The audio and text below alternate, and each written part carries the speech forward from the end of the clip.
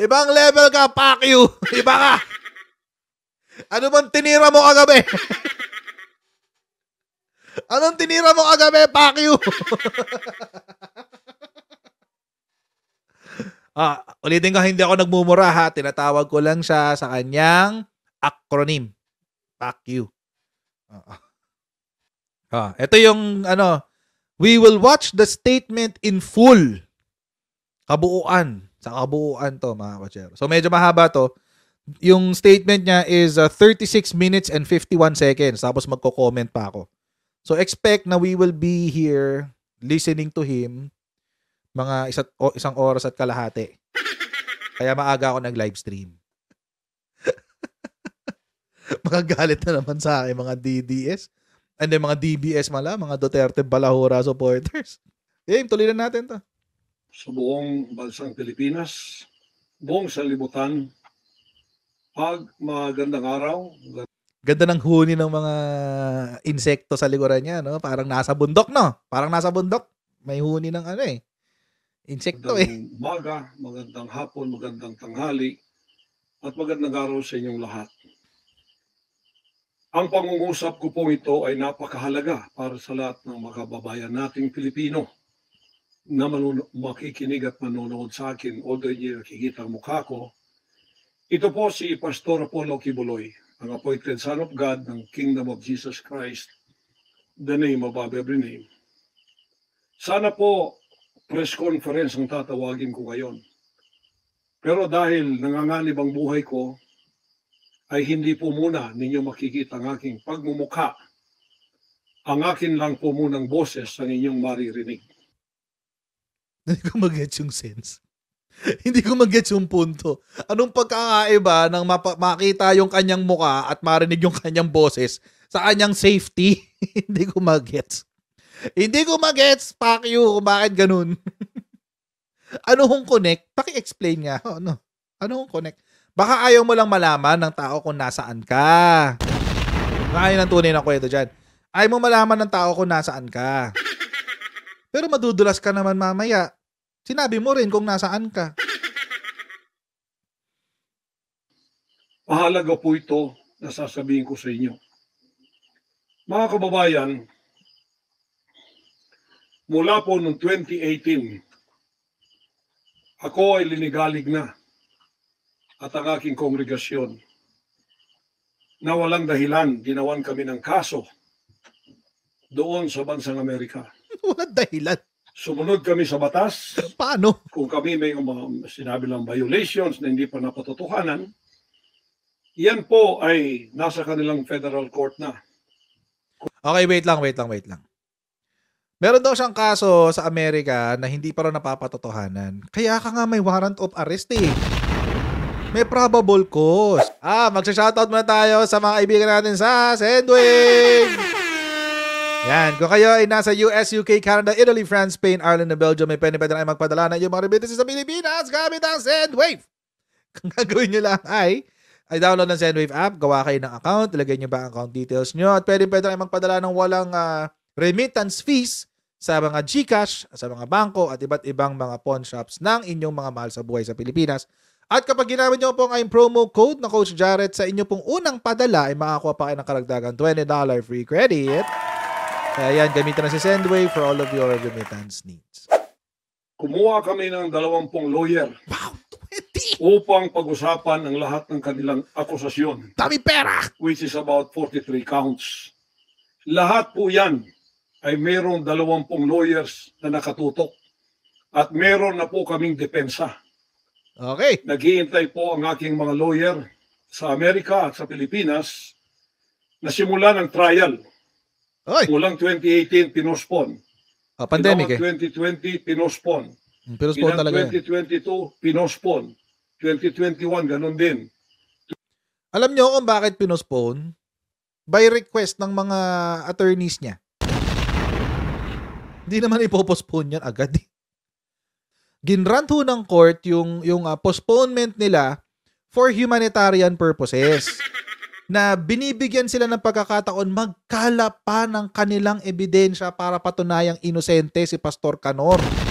Yun ho yung may nabasa akong article eh. Yun yung sinabi. Deferred to 2024.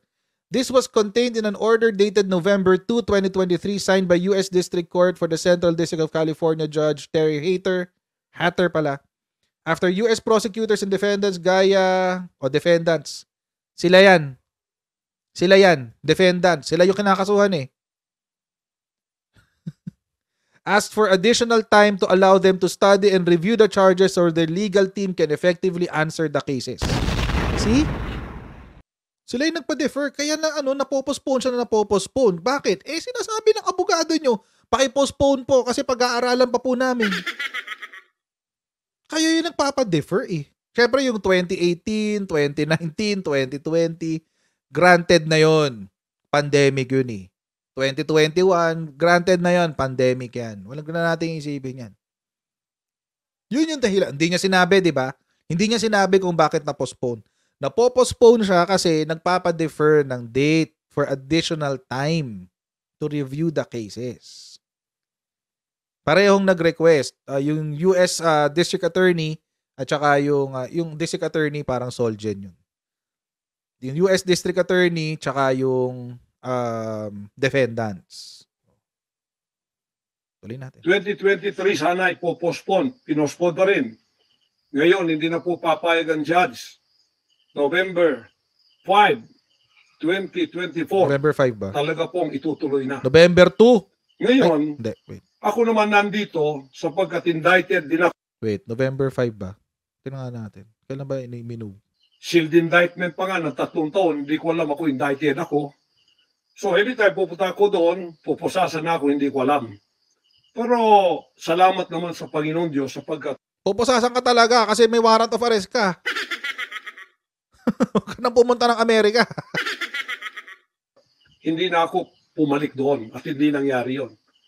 So dahil kasama ako sa kaso ng aking mga workers na mga siyam o 8 kami lahat, ako yung number 1 na principal. Okay lang. Sapagkat ako naman ang leader ng kingdom at ako talagang target nila. Sa anong paraan ginawa kami ng kasong hindi namin alam at mga kumuha silang witness, handa na po kaming lahat ng aming depensa, lahat ng aming documents, ng aking mga lawyers, US-based lawyers, handang-handa na po kami. Pinopostpone nila palagi, pero ngayon hindi na. Kayo yung nagpapapostpone. Kayo na may postpone. Ngayon, ako dito sa Pilipinas, dahil nandito na ako nung dumating yung mga kasong yan, hindi ako lumaya sa Amerika, kundi dumating ako dito, wala pang kaso. Kinasuhan ako ng naka-sealed indictment, hindi na ako nakabalik doon, pero nandito na ako sa Pilipinas. So hindi po ako tumakas. Ngayon, dahil nandito ako, I will use my constitutional rights for extradition na siyang treaty ng ating bansa. Okay. Sinasabi niya, gawa-gawa lang daw yung kaso. Meron po ako nakakalkal. FBI, mega church founder who called himself Son of God was ringleader of criminal enterprise. Hindi Pilipinas to ha. Sa Hawaii pa nga to eh. Kasi ito yung una niyang kaso. 2021 pa to guys. Ayan o, 2021. Federal investigators have charged the flamboyant founder of a Philippines-based megachurch in connection with a massive sex trafficking operation, alleging he coerced girls and young women to have sex with him under threats of eternal damnation.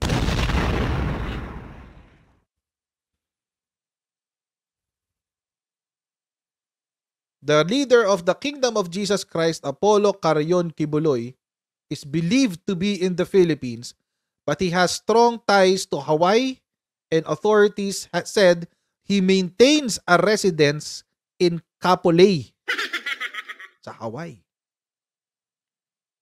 Ito ngayon yung sinabi ng FBI. The founder of the church and 2 top administrators were charged for orchestrating a sex trafficking operation that recruited and coerced girls as young as 12 years old.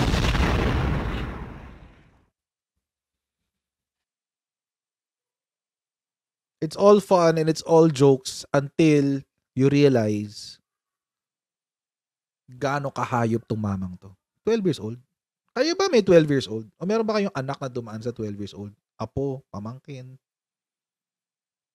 Meron ako isang pamangkin. She's 10. Meron akong daughter na 10 years old. Almost 12. I cannot imagine a 70-year-old man would touch my girls. It's all jokes until you realize that they're actual victims. Like this 12-year-old young girl. 2021 pa to, mga kotsera. Sabi ni Matthew Moon, special agent in charge of the FBI's Los Angeles office. Moon said a total of 5 women were trafficked and that 3 of them were minors. Meron na silang isa. Nasa kanila yung isa. She was sexually abused, forced into labor, she was physically abused, and then when she reported it, they retaliated against her. Tapos ang sabi, federal authorities also alleged the church forced young members to work long hours in the hot streets soliciting donations for a bogus charity pala. The funds were actually used to fund church operations and the very lavish lifestyles of its leaders. So malamang sa malamang, mga kotsero, yung pera na ginagamit ng SMNI ay galing sa criminal enterprise na to.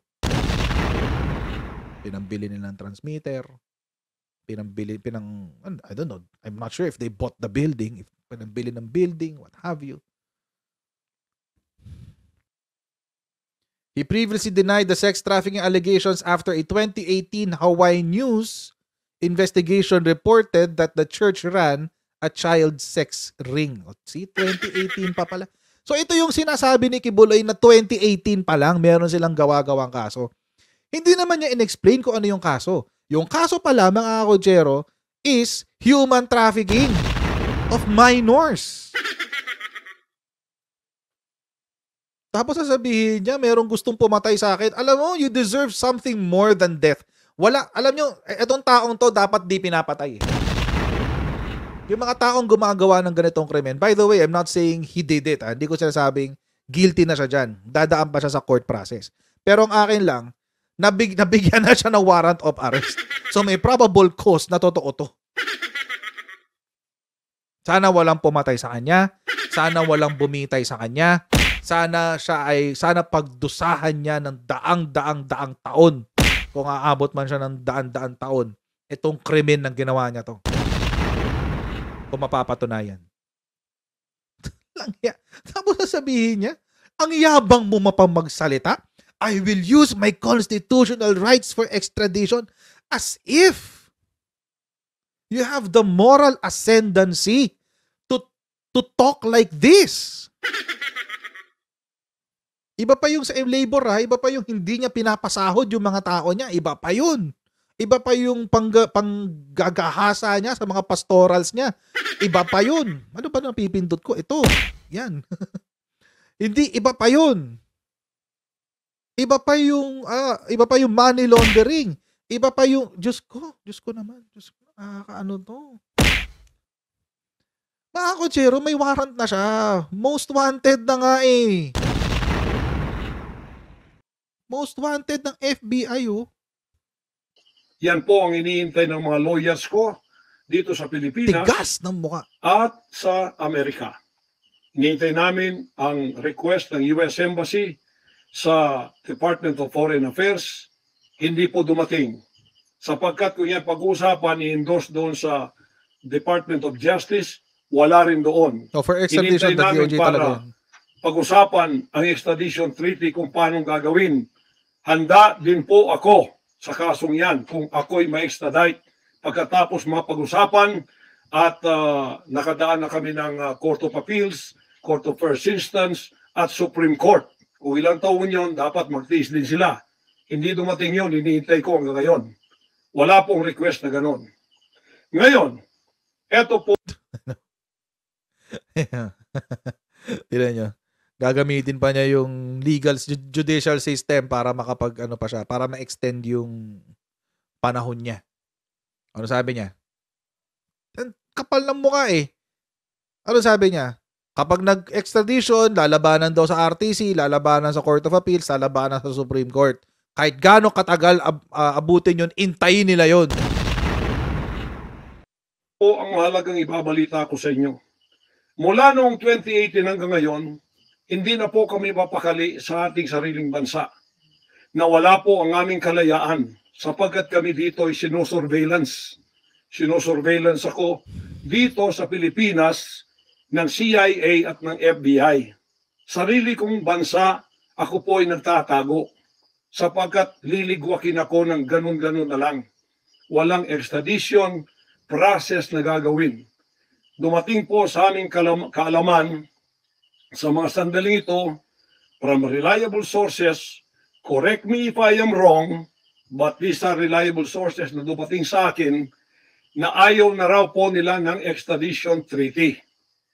Ang kanila daw pong gagawin ng CIA, ng FBI, ng US Embassy at State Department, kasabwat ng ating gobyerno, ng Pangulong Marcos at ng First Lady at kung sino pa man ang nasa gobyerno, ako ay rendition ng kanilang gagawin. Ang rendition, ang ibig sabihin po, anumang oras pwede lang pasukin ang aking compound at ako ay kidnapin. It's not only rendition, but also elimination. If it is possible, pwede nila akong i-assassinate. So, nandun po sa dalawang yun. Kidnapping or assassination. Killing talaga, murder. Yun po ang dumating na balita sa akin ngayon from reliable sources. Kaya, mula 2018, alam na po namin na may gagawin sila. Hindi lang namin alam kung paano sapagkat ang hinihintay namin ay extradition sapagkat yun ang treaty natin. Ngayon, ito pong gagawin nila dahil hindi na sila dadaan doon ay illegal. Kidnapping or elimination or assassination. Okay. Di po ba sa atang sariling bansa ang aking constitutional rights na wala na? Sapagkat ako po ay binigay na sa kamay ng mga banyagang ito ng ating sariling gobyerno ni Pangulong Marcos at ni First Lady Araneta Marcos. Okay, wait. Bago natin pagpatuloy ang sinasabi niya na yan. Ano daw yung ibig niya sabihin no rendition? Okay. Hindi ko alam kung saan pelikula niya napanood to. Pero, ito yung dinedefine ng encyclopedia. Yan. Extraordinary rendition ang tawag. It's an extrajudicial practice. Ibig sabihin, hindi paano ba to? Hindi ito dumaan sa legal na proseso. Yan yung extrajudicial. Out of court sa English, sa ibang salita. Out of court, sa Tagalog, labas sa korte. Practice carried out by US government agencies of transferring prisoners to a foreign country for the purposes of detention and interrogation. Those agencies asserted that the practice exempted detainees from the legal safeguards afforded to prisoners under U.S. and international law. The technique was widely criticized as prisoners were subject to indefinite imprisonment without trial and possibly torture in violation of basic due process protections and international human rights. Okay. Ngayon, mga kotsero, mukhang nagkaroon naman talaga ng ganong klaseng sistema or nagkaroon ng ganong klaseng practice during the time. But, according to the encyclopedia lang naman to, ma-access nyo rin to. Yung practice daw ng extraordinary rendition ay ginagawa sa terrorist suspects.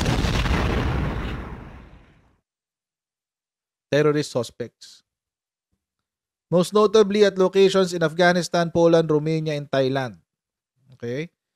50 governments had participated in the program to some degree. Yun. Huwag kayong magkaila kung totoo itong sinasabi ko. Angkinin nyo. Kung hindi, i-correct ninyo ako sapagkat ang buhay ko ngayon ay nanganganib. Kahit mukha ko, hindi ko pwedeng ipakita sa inyo sapagkat ako ay binigay na ninyo sa kamay ng mga Amerikano at gagawin nilang gusto nilang gawin sa akin sa aking sariling bansa. Alam nyo, mga kotsero, kung totoo na siya ay ibinigay ang buhay niya sa mga Amerikano, bakit pa kailangan daanin sa rendition? May warrant of arrest ka na. Sasabihin lang ng US Embassy, kokontakin ko si DOJ. DOJ, pwede ba kaming mag-initiate ng extrajudicial ng extradition proceeding? Ba't pa padadaanin sa rendition? Terorista ka ba? You're not that special, Pastor Apollo Kibuloy. Ikaw lang nag-iisip na special ka.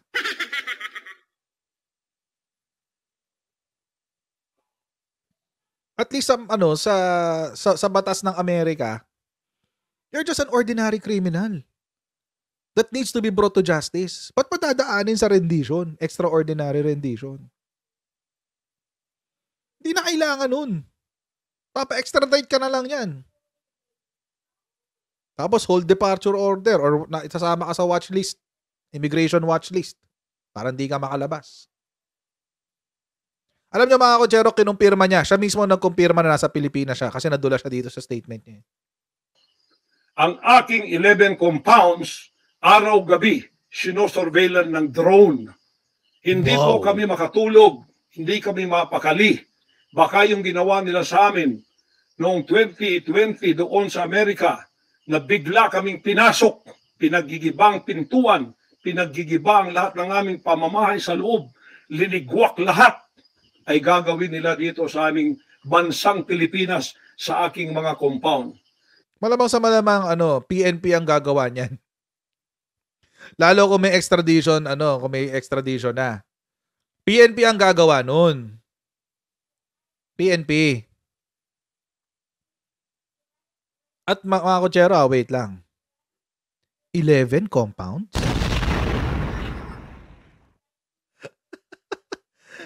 $11 compounds? Hiwalay pa ba to sa Glory Mountain? And take note, by the way, napaisip ako. Just last night, kasi natopic din natin to last night. Napaisip ako, teka, walang kalsada papunta dun sa Glory Mountain, kailangan mo daw mag-chopper.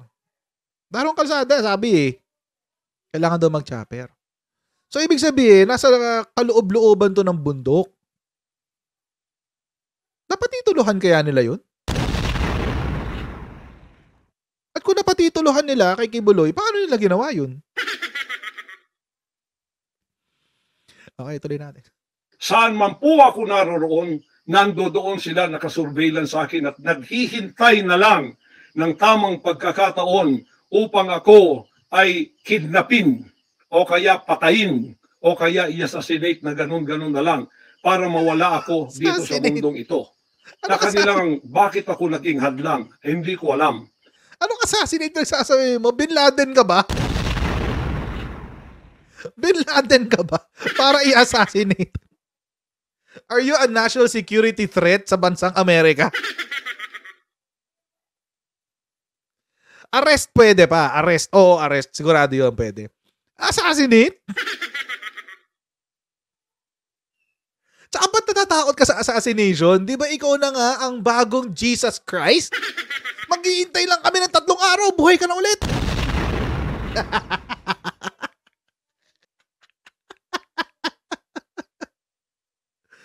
Diyos ko. Oh my God. Kasi yun na nakasulat sa Bible. Ang Messiah daw, pag papatayin siya ng mga taong galit sa kanya, pag pinatay siya, after 3 days, mabubuhay siyang muli. Yun ang sinabi ng law and the prophets. Yun ang propesiya tungkol sa Messiah. Di ba ikaw na nga kamo, yung bagong Messiah? O ba't natatakot ka sa bala? Hindi lang po yun mga kababayan, kundi ang aking leaders lahat, kasama na sa elimination. Ito pong aking Board of Administrators, senior leaders, lahat po sila ay pwede na rin nilang patayin lahat.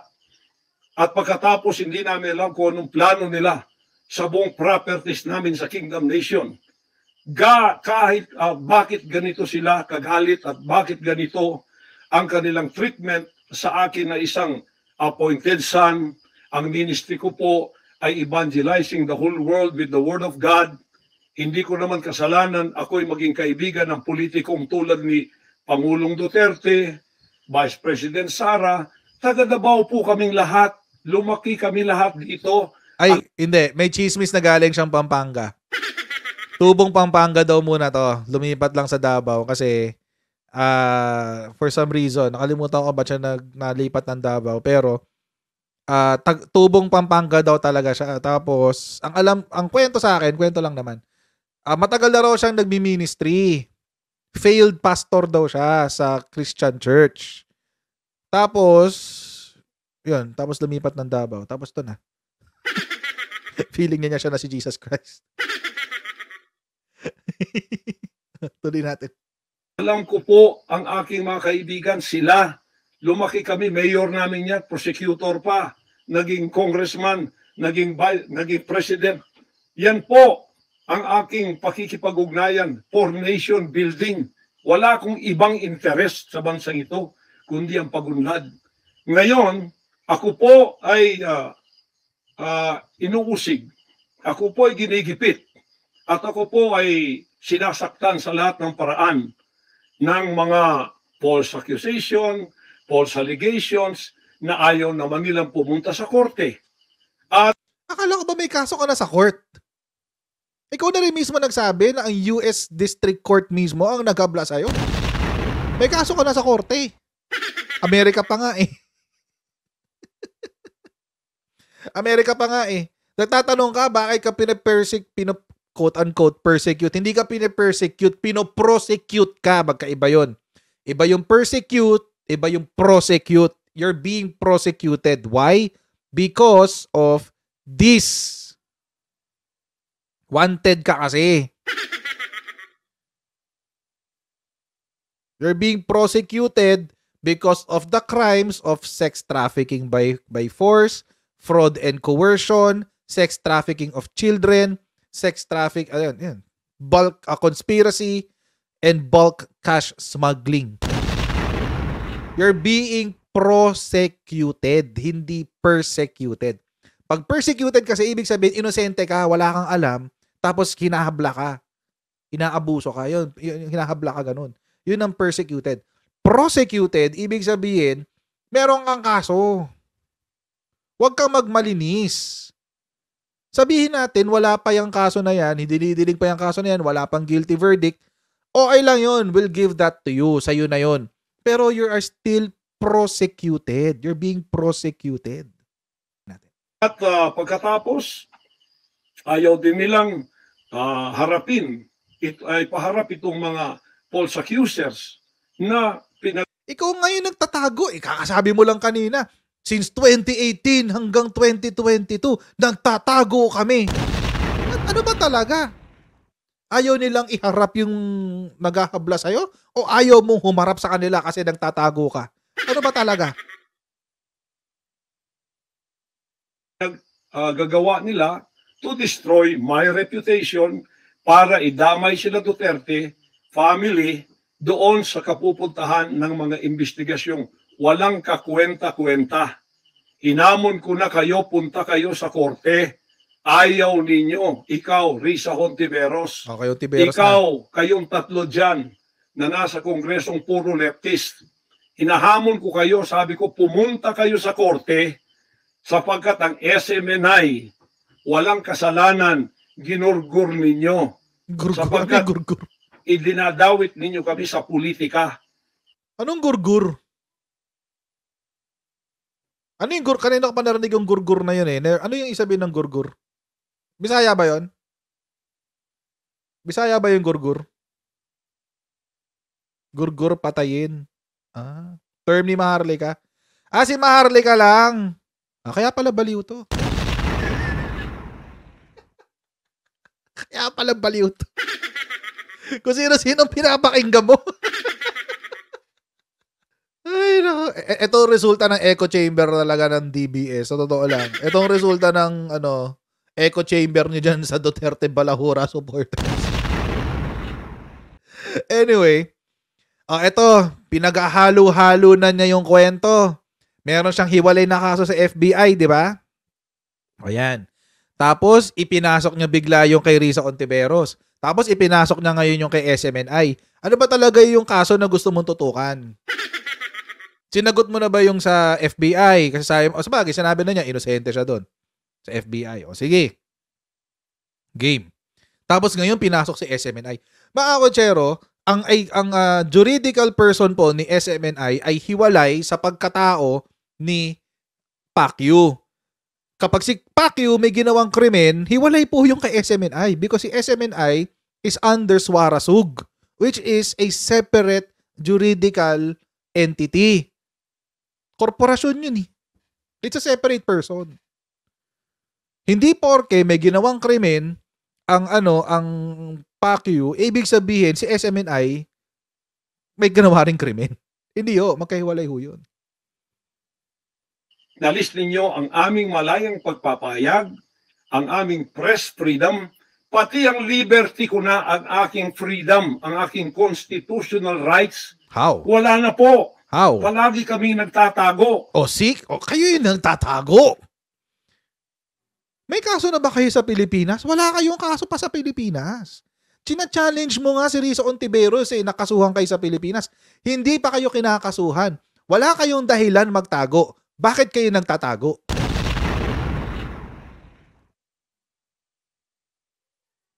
Take note mga kotsero, wala pa ho siyang warrant of arrest sa Pilipinas.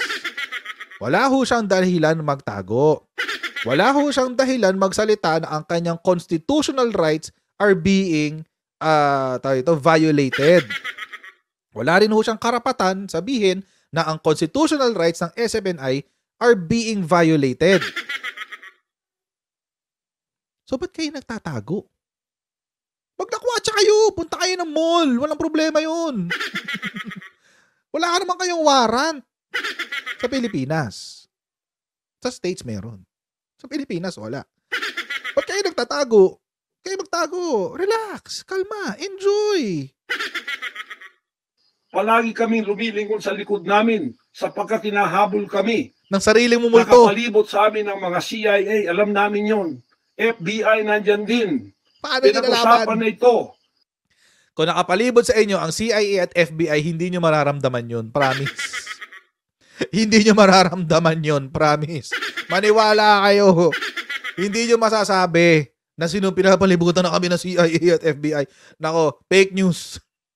Diyan sa State Department at ang reliable sources dumating sa akin, ang ulo ko po ngayon ipatong na $2 million. Wow! Or 100 million pesos. Pacquiao, saan ka nakatira? Ako na magdadala sa kanila. Ako na magdadala sa iyo. Oy, 200 million pesos din yan ha. Ay, yung mga kapitbahay ni Kibbs dyan sa bundok. 100 million pesos daw. Baka gusto nyo. Nagsalita ang FBI dyan. FBI denies 2 million peso bounty for Kibuloy's arrest. Ay, nako. FBI Public Affairs Specialist Laura A. Miller said she is not aware of any bounty for Kibuloy and his two associates, Teresita Dandan and Helen Panilag. There's an active warrant for Mr. Kibuloy. Ayan, there's an active warrant for Mr. Kibuloy but I'm unaware of a reward offer. Bakit merong FBI sa Pilipinas? Baka sabihin nyo, nag-react ang FBI. Totoo nga. Nakapaligid nga ang FBI kay Kibuloy. Ano ba? Meron tayong US Embassy dito. Hindi lang naman, syempre, kailangan ba ng FBI dito sa Pilipinas? Paano kung merong American citizen na gumawa ng krimen dito sa Pilipinas? Kalma kayo. Di ba makapagtanggol lang? Totoo yung sinabi ni Kibuloy kasi may FBI, nag-deny ang FBI, etc. Kasi nga may US Embassy sa Pilipinas. di ba ang higpit na nga ng immigration natin ngayon? Nababalitaan nyo ba na pati yung mga nasa, yung mga pedophiles na galing ng Amerika, nakuhuli dyan sa airport natin? Tingin nyo, saan dadalhin yun? Di diretso sila sa US Embassy para iproseso ng FBI. Ang ipinatong sa ulo ko, baka yan ay madagdagan pa kung may maunang makapatay sa akin.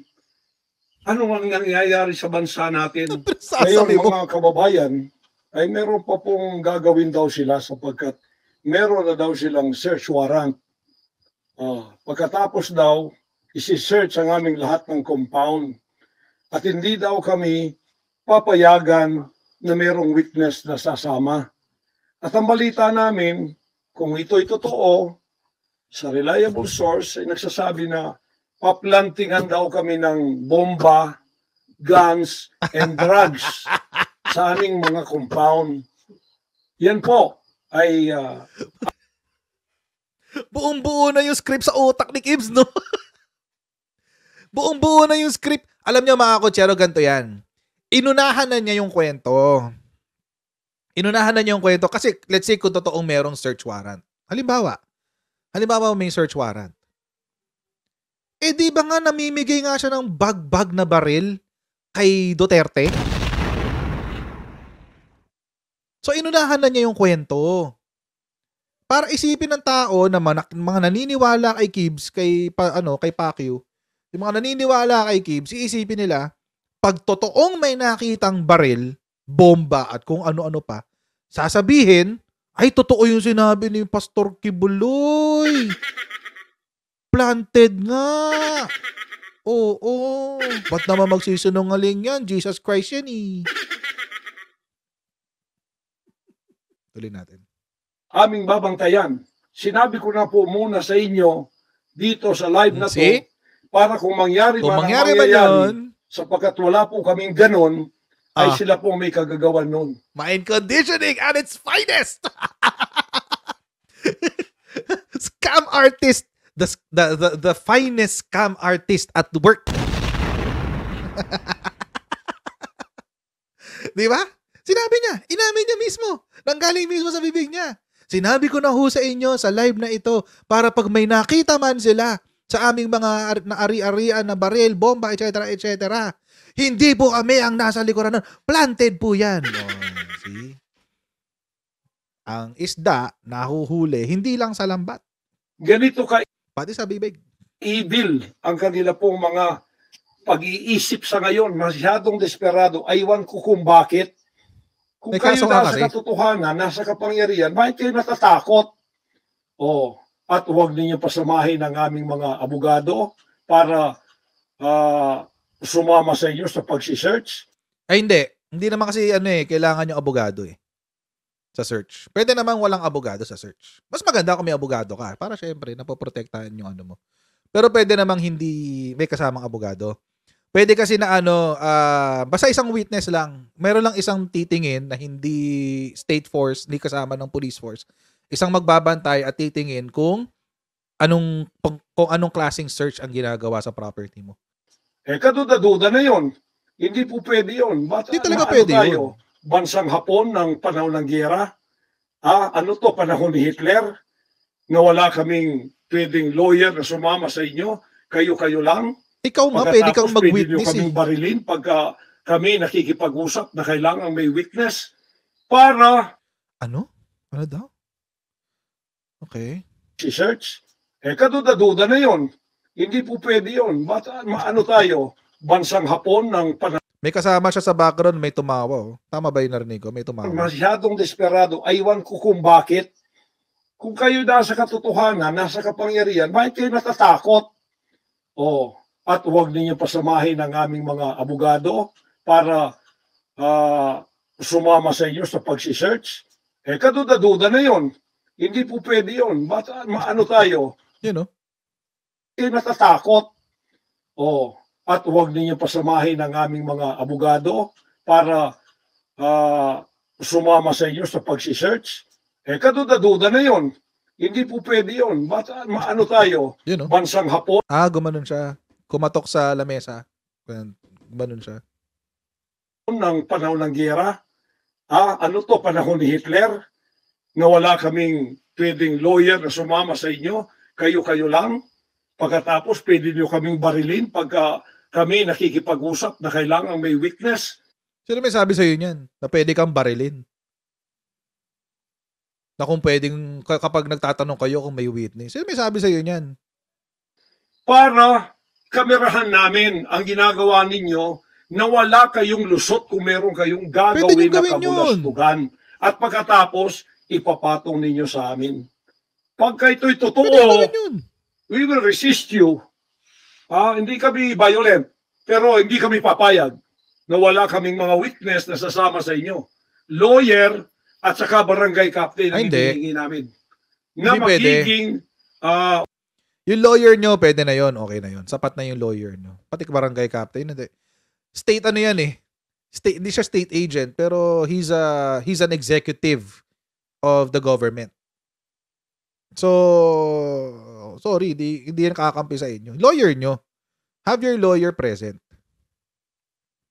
Or kahit kayo, may mga cameraman naman kayo eh. Witness sa lahat ng search na gagawin ninyo sa lahat ng aming pamamahay, kwarto o kung ano. At may lawyer kaming titingin muna sa inyong dokumento kung ano ang isi-search nyo. Kung anong bahay, kung anong compound, kung ano lang ang dapat nyong gawin, at ilang oras. Alam niyo nasa ano kasi yon, nasa search warrant yun. Hindi to open-ended eh. Kailangan meron sisisi namin ng judge na gumawa ng search warrant na ito pagka hindi ninyo nirespect ang aming constitutional rights. Huwag ninyong tapakan ang aming rights. Hindi din namin tatapakan ng rights ninyo bilang kayo ay nasa batas. Igagalang namin yon. Pero igalang din ninyo kami kasi di ka nga humarap sa Senate hearing, i-arrestuin ka na tuloy. Meron kaming mga narinig na ginawan ninyo ng mga ebidensyang peke. Tinamnan ninyo, pagkatapos ipapatong ang kaso sa amin. Prevalent yan nung panahon ng Tokhang. Yung nag-plant ng kaso, nag-plant ng drugs. Panahon ng, baka you're talking about the Duterte administration, fuck you. Baka yun yung baka Duterte admin yung sinasabihan mo ng alam mo yung mga nangyayari. Religious community po ito. This is a spiritual community. Once tumapak kayo dyan, sapagkat kayo nagdadala ng batas, respetuhin ninyo, you are on holy ground. Yan. Tapos ngayon, you will invoke the separation of church and state. May yan, may limitations yan. Pero hindi kami papayag na hindi kami makakasama ng kasama namin, hindi makikialam sa inyo. Titingin lang sa lahat ng gagawin ninyo. Kasi hindi na kami kumpiyansa sa gobyernong ito. Gagawa sila ng paraan para kami ay bigyan ng kasalanan. Yan po, babantayan natin yan. Pag hindi sila pumayag, then siguradong magpa-planting sila ng evidence. Sino ba namang... pwede kayo magdrama na kunyari may nagpa-plant ng evidence. So, i-condition nyo na yung utak namin na, paano pag pumalag kayo kahit valid yung warrant? Ba dito? Pumayag sila, then, fair ang laban. Hindi namin sila pakikialaman. Titigin lang ang aming mga witness na mga lawyer at saka barangay captain. At kung sino man ang mga witness na nandoon. May kasama nga siya, may nagbukas ng pinto eh. May nagbukas ng pinto, may kumahol na aso. May nagring na telepono, nagbukas ng pinto, at kumahol yung aso. May kasama nga siya sa kwarto. Mula sa aming side, kasi nandoon sila. Hindi na pwedeng gawin wantonly ang kanilang gagawin doon sa aming mga compound na wala kaming witness. Because they can do anything to implicate us, to plant false evidences and charges against us. Ganon ang aming mga paningin that's fair. dito. Kaya huwag ninyo kaming pigilan para pantay ang laban natin. Kasi nakikita namin. Siya lang naman yung aaning eh. Siya lang naman yung aning. So mga kutsero, hanggang dito na po muna tayo, guys! So mga kutser, maraming salamat sa inyong patuloy na pagsuporta sa ating channel. Please don't forget to like, share, and subscribe. And I'll see all of you in our next Cool Share It Live! Okay, God bless you next time, guys. Bye!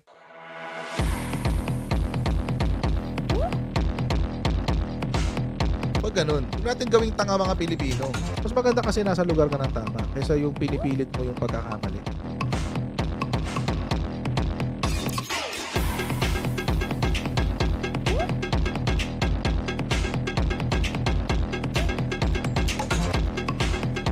Are they willing to go that far? Hindi makakalimutan ng Pilipino yan hanggat di nasasagot niya. Sino ngayon nagsasabi ng totoo?